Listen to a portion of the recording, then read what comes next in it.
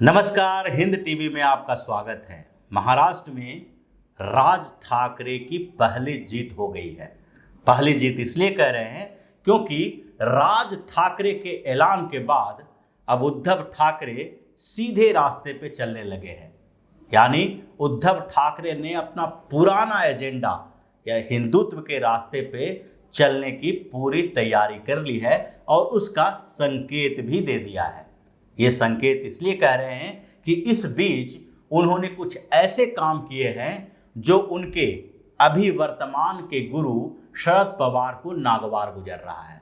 शरद पवार और उद्धव ठाकरे के बीच तलवार खिंच गई है और उसके कारण महाविकास अघाड़ी की सरकार में भी फूट पड़ता हुआ दिखाई पड़ रहा है। एक तरफ एनसीपी अपने एजेंडे पे चल रही है तो दूसरी तरफ उद्धव ठाकरे अब अपने पुराने एजेंडे पे वापस आने की कोशिश कर रहे हैं। ये कोशिश इसलिए है क्योंकि उनको लगता है कि कम से कम अगर हम अपने पुराने तरीके में वापस नहीं आए हैं तो ये तो दिखाई देना चाहिए कि वो अपने हिंदुत्व के एजेंडे से अलग नहीं हुए हैं। ये जो पहला संकेत मिला है उद्धव ठाकरे की ओर से वो है नासिक के पुलिस कमिश्नर दीपक पांडे का ट्रांसफर किया जाना। दीपक पांडे वही पुलिस कमिश्नर हैं जिन्होंने भजन और हनुमान चालीसा पर रिस्ट्रिक्शन लगाए थे। उन्होंने कुछ दिन पहले एक आदेश जारी किया था जिसमें कहा गया था कि मस्जिद के 100 मीटर के दायरे में किसी भी लाउड स्पीकर पर भजन गाने की इजाज़त नहीं दी जाएगी। यानी अगर मस्जिद में कोई उसके आसपास के एरिया में भजन कीर्तन या फिर हनुमान चालीसा का पाठ करने के लिए लाउड स्पीकर की अनुमति मांगता है तो उसे मंजूर नहीं की जाएगी। यही नहीं, उन्होंने यहाँ तक आदेश जारी किया था कि अजान के 15 मिनट पहले और 15 मिनट बाद इन दोनों समय में यानी कि लगभग आधे घंटे के समय जो अजान का होता है उस समय किसी तरह का भजन कीर्तन लाउड स्पीकर पर नहीं बजाया जाएगा। अब इस तरह के आदेश के बाद उद्धव ठाकरे की परेशानी बढ़ने लगी। अब चूंकि पुलिस महकमा जो है वो एनसीपी के पास है, एनसीपी के जो नेता हैं दिलीप वलसे पाटिल वही अभी गृह मंत्री हैं और गृह मंत्रालय के पास ही पुलिस की सारी जिम्मेदारी होती है। इसके बाद उद्धव ठाकरे ने एनसीपी नेता के साथ बैठक की और एक लिस्ट दिया कि इन अधिकारियों का ट्रांसफर किया जाए। उसमें से करीब करीब 40 ऐसे अधिकारी हैं महाराष्ट्र सरकार में जिनका कहीं तबादला किया गया है, किसी का प्रमोशन किया गया है तो किसी को दूसरे महकमे में भेजा गया है। यानी कि उद्धव ठाकरे जो होम मिनिस्टर के साथ बैठ के लिस्ट बनाए उसमें पांडे जी का भी नाम शामिल किया गया क्योंकि पांडे जी इस समय सबसे कंट्रोवर्शियल व्यक्ति महाराष्ट्र में हो गए थे। जब से राज ठाकरे ने ऐलान किया उसके बाद से अलग अलग जगहों पर ये बात उठ रही थी कि अगर पुलिस से परमिशन ली जाती है भजन गाने के लिए, लाउड स्पीकर लगाने के लिए, हनुमान चालीसा के लिए तो ऐसी स्थिति में पुलिस क्या करेगी। इस पर चर्चा चल ही रही थी कि दीपक पांडे ने अपना फरमान जारी कर दिया और इसलिए उद्धव ठाकरे को ये नागवार गुजरा, उन्होंने उसका ट्रांसफर करवा दिया। अब उनके ट्रांसफर से एक नया विवाद पैदा हो गया है क्योंकि उन्होंने जो आदेश जारी किया था वो कहीं न कहीं एनसीपी और कांग्रेस के एजेंडे पर था, यानी मुस्लिम तुष्टीकरण का एजेंडा।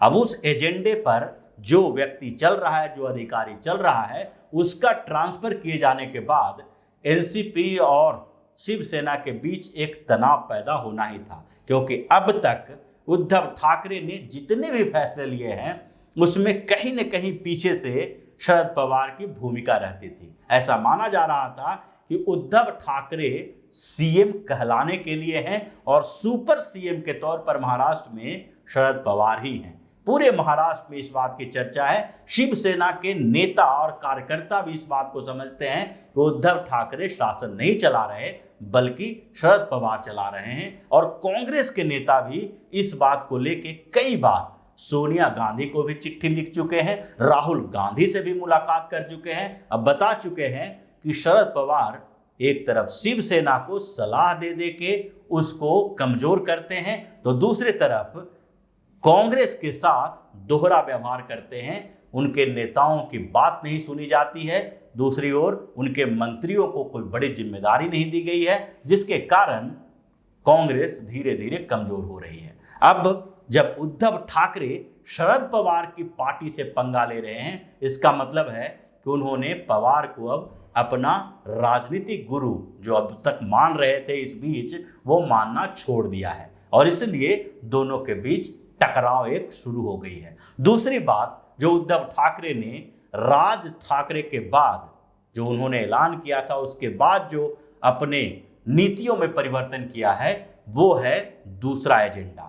यानी उन्होंने महाराष्ट्र के 8 मंदिरों के जीर्णोद्धार के लिए एक प्रोजेक्ट तैयार किया, उसको अनुमति दी, स्वीकृति दी।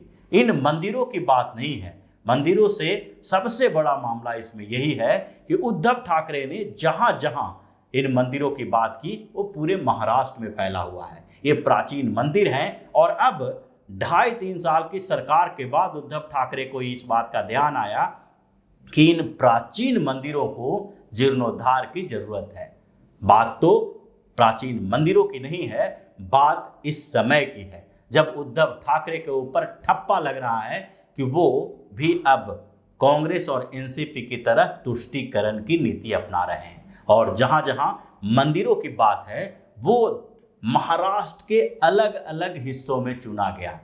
एक मंदिर पुणे में है तो दूसरा नासिक में, कोल्हापुर में भी है, भीड़ में भी है और उसी तरह से अलग अलग क्षेत्रों में वो मंदिर है जहां पर पुनरुद्धार उसका किया जाएगा, जीर्णोद्धार किया जाएगा। तो इसका मतलब है कि उद्धव ठाकरे ये मैसेज देने की कोशिश कर रहे हैं कि अब वो फिर से अपने पुराने एजेंडे पे वापस आने की तैयारी कर रहे हैं। इस बीच उनके बेटे आदित्य ठाकरे ने अयोध्या जाने की भी बात की। अयोध्या उनके लिए एक ऐसा एजेंडा रहा है कि जब जब उनके ऊपर हिंदुत्व विरोधी विचारधारा के साथ तालमेल का आरोप लगता है, वो अयोध्या जाते हैं। उद्धव ठाकरे जाएं या फिर आदित्य ठाकरे जाएं। और इस बीच तो राज ठाकरे ने पहले ही अनाउंस कर दिया था कि वो अयोध्या का दौरा करेंगे। उन्होंने अपने मंच से प्रधानमंत्री नरेंद्र मोदी को 2-3 मुद्दे बताए थे। उनको कहा था कि जनसंख्या नियंत्रण की नीति लाई जाए, उसके बाद यूनिफॉर्म सिविल कोड लाया जाए। इसका मतलब है कि अब उद्धव ठाकरे के खिलाफ राज ठाकरे वैसे ही अभियान चला रहे हैं जैसे कि भारतीय जनता पार्टी के साथ चला रहे हैं। तो ऐसी स्थिति में उद्धव ठाकरे अब 2 रास्ते पर नहीं, लगभग एक ही रास्ते पे चलने की कोशिश कर रहे हैं, जिसके कारण एनसीपी से उनकी दूरियां बढ़ गई हैं। और दूसरी तरफ एनसीपी के जो नेता हैं वो सर्वदलीय बैठक की बात कर रहे हैं। दिलीप वलसे पाटिल जो वहां के गृह मंत्री हैं, उन्होंने सभी दलों को बुलाया है इस मुद्दे पर कि 3 मई को जो मनसे प्रमुख राज ठाकरे ने ऐलान किया है, उससे पहले सारी पार्टियों को एक मंच पर आकर बातचीत करनी चाहिए। उसमें राज ठाकरे को भी बुलाया गया है और उनसे भी कहा गया है, अपील की जा रही है कि ये जो विवाद चल रहा है उसमें पुलिस की भूमिका पर सवाल नहीं खड़ा करना चाहिए। पुलिस अनुमति देगी और वो नियम कायदे के अनुसार ही अनुमति देगी। इसमें भी कहीं न कहीं उद्धव ठाकरे का योगदान है, क्योंकि उद्धव ठाकरे ने ही पाटिल साहब को बोला कि अब समय आ गया है कि नियम कानून का हवाला देकर भी शांति की अपील की जाए, यानी कि कोई ऐसा मामला सामने ना आए जिससे कि उनके हिंदुत्व के एजेंडे पर क्वेश्चन मार्क, प्रश्न चिन्ह उठ सके। तो इसलिए ये राज ठाकरे के लिए पहली जीत मानी जा सकती है कि उन्होंने उद्धव ठाकरे का रास्ता बदल दिया। जो 2.5-3 सालों से वो सेकुलर बनने की कोशिश कर रहे थे, वो अब फिर से हिंदुत्व के एजेंडे पर वापस लौटते दिखाई पड़ रहे हैं। तो इसी तरह की खबरों के साथ फिर से हाजिर होंगे। तब तक के लिए बने रहिए हमारे साथ और देते रहिए हमें सहयोग, ताकि इसी तरह की खबर हम आपके लिए लाते रहें। धन्यवाद। अगर आपको हमारा वीडियो पसंद आया हो तो इसे लाइक करें, इस चैनल को सब्सक्राइब करें और हाँ, बेल आइकन भी दबाएं ताकि आप तक हमारे वीडियो की नोटिफिकेशन पहुंचते रहें। हमसे जुड़े रहने के लिए अपने सुझाव हमें कमेंट बॉक्स में देते रहें। हमें आपके सुझाव का इंतजार रहेगा। हमारे साथ जुड़ने के लिए धन्यवाद।